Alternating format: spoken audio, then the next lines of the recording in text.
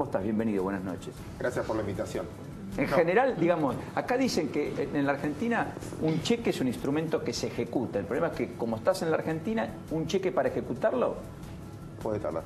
Bueno, hace a la pregunta que hacías recién, finalmente, y siempre perdón por repetir lo mismo, alguien invierte primero cuando gana plata y segundo cuando siente que esa plata es suya. Eso se llama seguridad jurídica. Si después tengo reclamo o pasa estas cosas.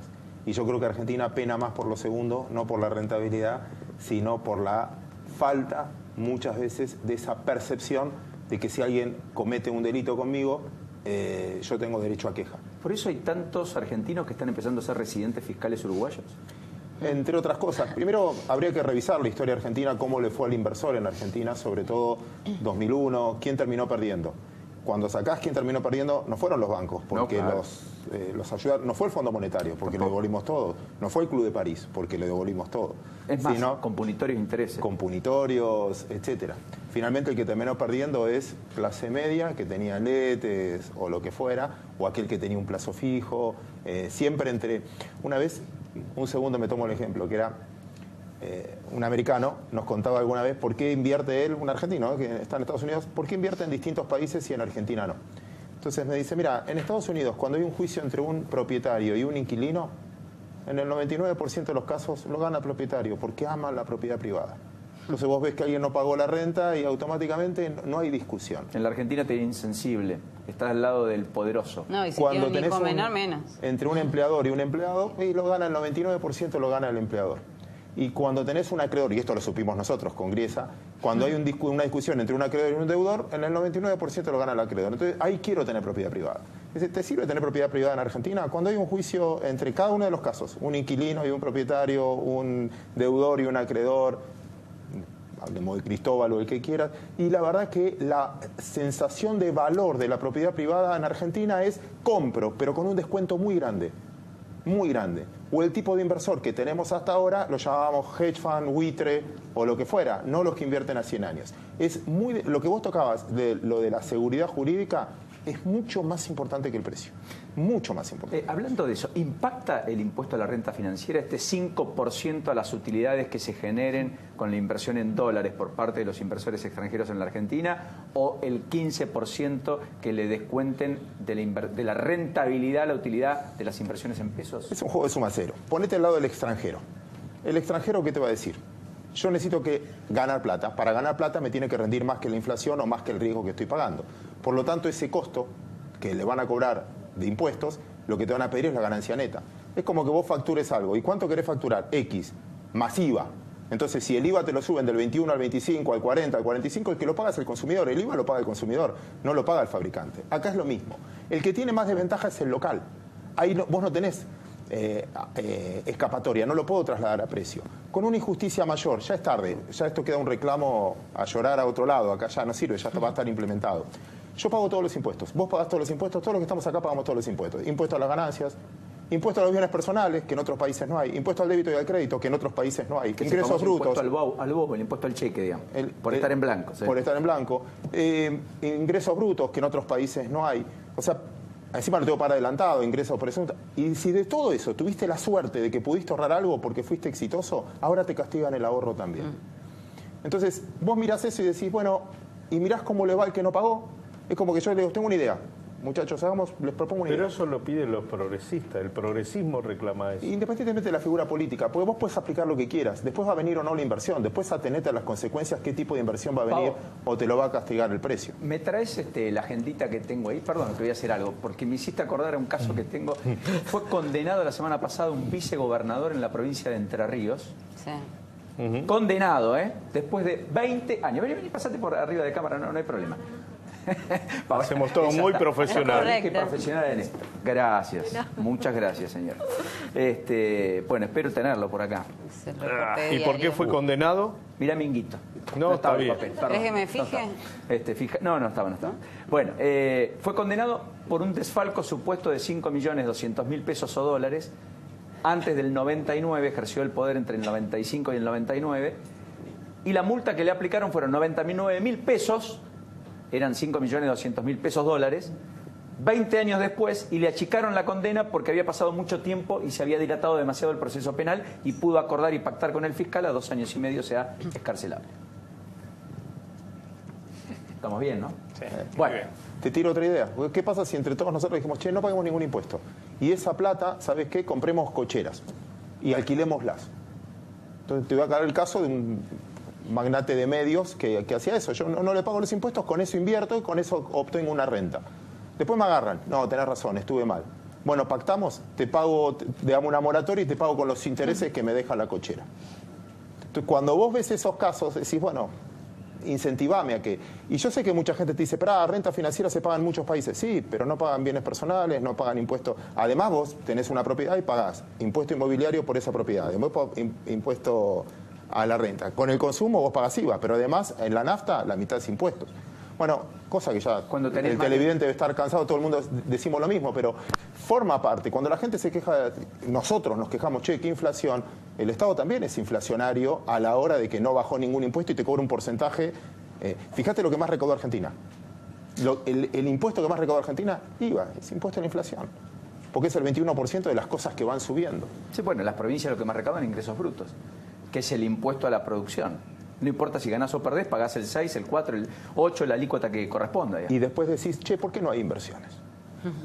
Por esto. ¿Y tenés expectativa con el viaje de Rajoy? Creo que es un viaje también de interés. Sí, mucho mejor que vengan. Y mucho mejor que vengan inversores de economía real. Yo prefiero que estén a que no estén. Pero también hay que entenderlo como un juego de presiones.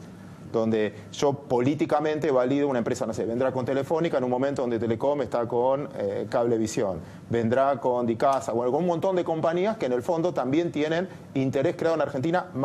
Ojalá que lo tengan, me parece genial que vengan inversiones. Lo cierto es que cada uno va a tirar para su lado, en un mundo hoy donde los países dependen muchísimo de sus compañías en el ingreso. Por lo tanto, que le vaya bien en otro país, va a haber una presión. Correcto. Hablando de Telefónica, mañana empieza el debate en el Senado, va Andrés Ibarra, por el proyecto que permite el cuádruple play también para las telefónicas, es decir, la posibilidad de dar televisión digital. Esto básicamente está direccionado a que pueda haber un competidor a Telecom Cablevisión recientemente fusionado y que puedan proveer Slim a través de Claro y Telefónica, a partir de Telefónica de España, de servicios que de lo contrario los dejaría rengos, digamos. Hay un ejemplo que estoy dando que es lo que más preocupa generalmente a los mercados de capitales en el mundo.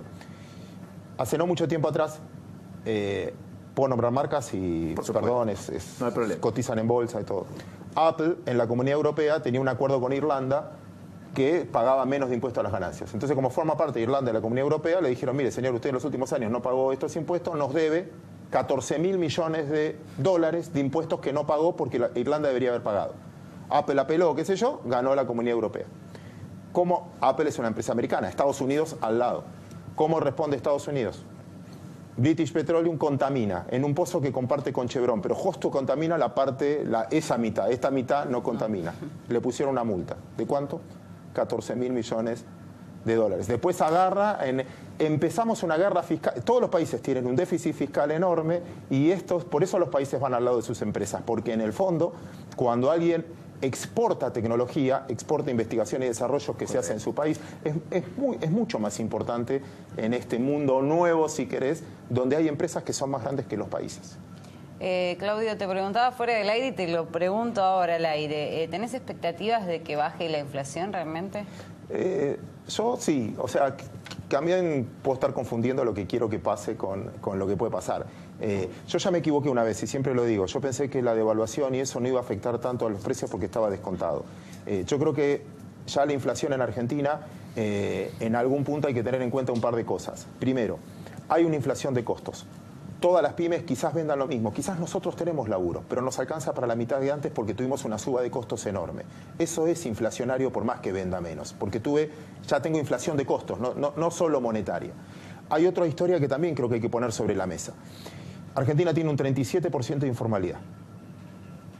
La informalidad pega en 3 aspectos. Primero, el principal, jubilatorio, porque aporta mucho menos y después tenemos un agujero jubilatorio que es el principal agujero, si querés, del déficit argentino. El segundo, por más que el Banco Central fije una tasa de interés, no llega al 37% que está fuera de la economía, que se financian a otras tasas de interés en otros lugares, no en la economía formal. Entonces, por más que ponga una tasa de referencia y quiera controlar monetariamente, no necesariamente incluye a todos, porque hay un 37% que se financia de manera, porque es una economía informal. Y segundo, desarbitraje, si querés, en calidad de vida, el que tiene todos los servicios y el que no tiene todos los servicios. Y creo que desde ese punto de vista vamos a ir ganando, espero que vayamos ganando la batalla, pero va a generar grietas de desigualdad bastante fuertes, por todo lo que explicaba recién. El jueves se da a conocer el dato de inflación del INDEC. Los privados hablan del 1,8 para marzo y hay perspectiva de un piso de 2,2, 2,4 para abril a propósito del aumento de precios regulados, en particular aumento de la nafta. Que YPF creo que aumenta hasta medianoche, ¿no? Hasta donde sé. Aparentemente había una discusión muy fuerte en el gobierno porque muchos tienen la percepción que el último aumento de tarifas más el aumento de nafta que le pega de lleno a la cadena productiva y al flete, el costo de transporte en la Argentina y demás, y que va a terminar en góndola, por lo menos una parte, fue la gota que rebalsó el vaso. Tengo esa impresión. ¿No tenés la impresión vos? Puede ser, y creo que es una respuesta. Yo debería ponerme en periodista y preguntarles a ustedes finalmente, porque me parece es una decisión, el timing es una decisión política. Hay una escena en la película El Padrino que me parece fenomenal, que es cuando el padrino le dice a Andy García, mira, las finanzas son un arma, pero el que aprieta el gatillo finalmente es la política. En ese camino, esta decisión es claramente política, elegir el timing. Bueno, ahora no hay elecciones, ahora me puedo bancar la mala onda de mitad de año para adelante y no podemos dar ninguna mala noticia más.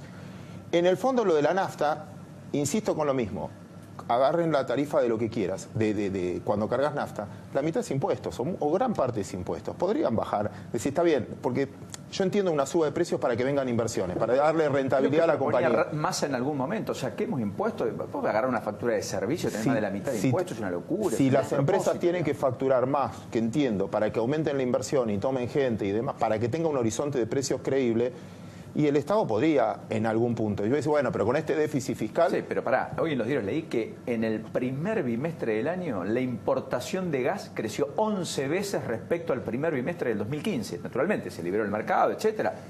Pero 11 veces. No es que tenés más producción, tenés menos. Algo está pasando. Por supuesto tenés más demanda, por supuesto tenés más consumo, pero no te compensa esa ecuación. ¿No es cierto? Me parece que, digamos... Ahí es el cuestionamiento. Y Carrió cuando plantea, si yo fuera gobierno, Aranguren no estaría en mi gabinete, aunque no soy el presidente, me parece que le está pegando la línea de flotación de lo que muchos vienen diciendo respecto a Aranguren, que los indican como el responsable, cuando el responsable es Macri.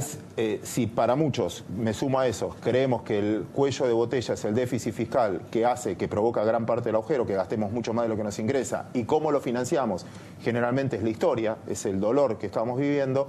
Bueno, una de las maneras de resolverlo es que Argentina se autoabastezca de nuevo de energía. Entonces yo puedo entender una política energética agresiva para que Argentina deje de importar gas, porque eso desequilibra el tipo de cambio, genera parte del déficit comercial que tiene la Argentina, que es bastante grave. Entonces entiendo esa política energética de la Argentina. Después la discusión si es gradual o es shock. ¿Y puedo cerrar con una historia? Sí, por supuesto. Sé que es televisión, pero tengo ganas de contar.